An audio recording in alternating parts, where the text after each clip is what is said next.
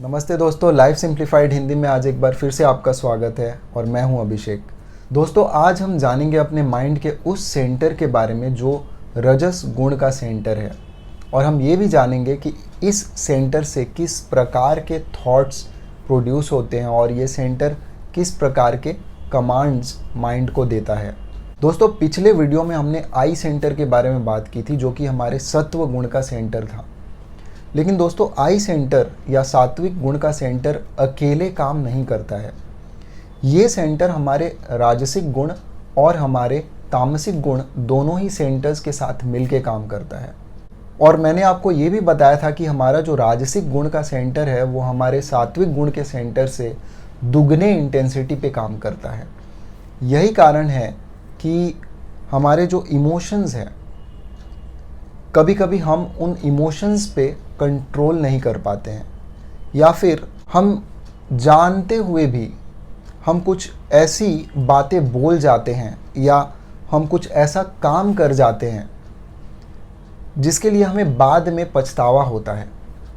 तो दोस्तों, जब भी ऐसी चीज़ें होती हैं तो आपको ये समझ जाना चाहिए कि आपका माइंड जो है वो आपके ई सेंटर से डोमिनेटेड है, वो आपके राजसिक गुण वाले सेंटर से डोमिनेटेड हो रहा है।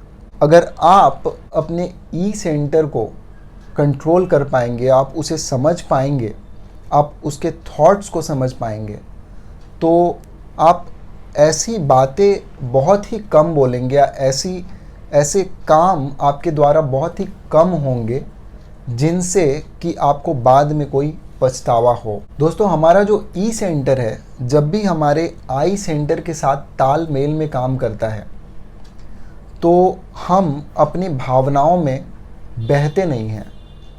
जब हमारे इमोशंस हमारे इंटेलिजेंस के साथ मिल के काम करते हैं, यानी कि हमारा जो सात्विक गुण का सेंटर हमारे राजसिक गुण के सेंटर के साथ जब मिल के काम करता है, तो ये हमें हमारे भावनाओं में बहने नहीं देता है।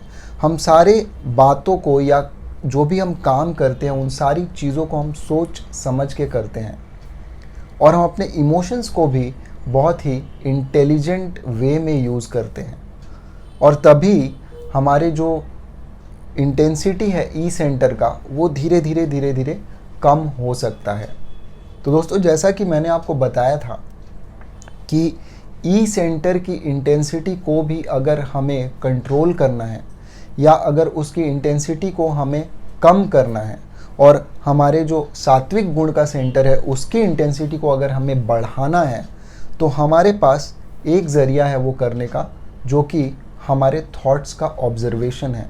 दोस्तों, मैंने आपसे कहा था कि हमें अपने थॉट्स को कम से कम 15-20 मिनट तक ऑब्ज़र्व करना होगा अगर हम चाहते हैं कि हम अपने ई सेंटर के इंटेंसिटी को कम करें, या फिर हम अपने एस सेंटर के इंटेंसिटी को अगर हम कम करना चाहते हैं।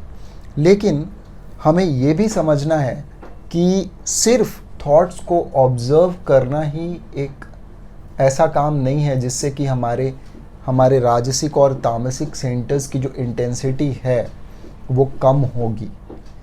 इसके अलावा भी बहुत सारी प्रैक्टिसेस हैं जो ज़ेन योगा किताब में बताई गई हैं, जो प्रैक्टिकली आप एक्सपेरिमेंट करके अपने माइंड और अपने बॉडी के साथ देख सकते हैं, और आप ये जान सकते हैं कि आप कैसे अपने आई सेंटर की इंटेंसिटी को बढ़ाएंगे और कैसे अपने माइंड का पूरा कंट्रोल आप पा सकते हैं।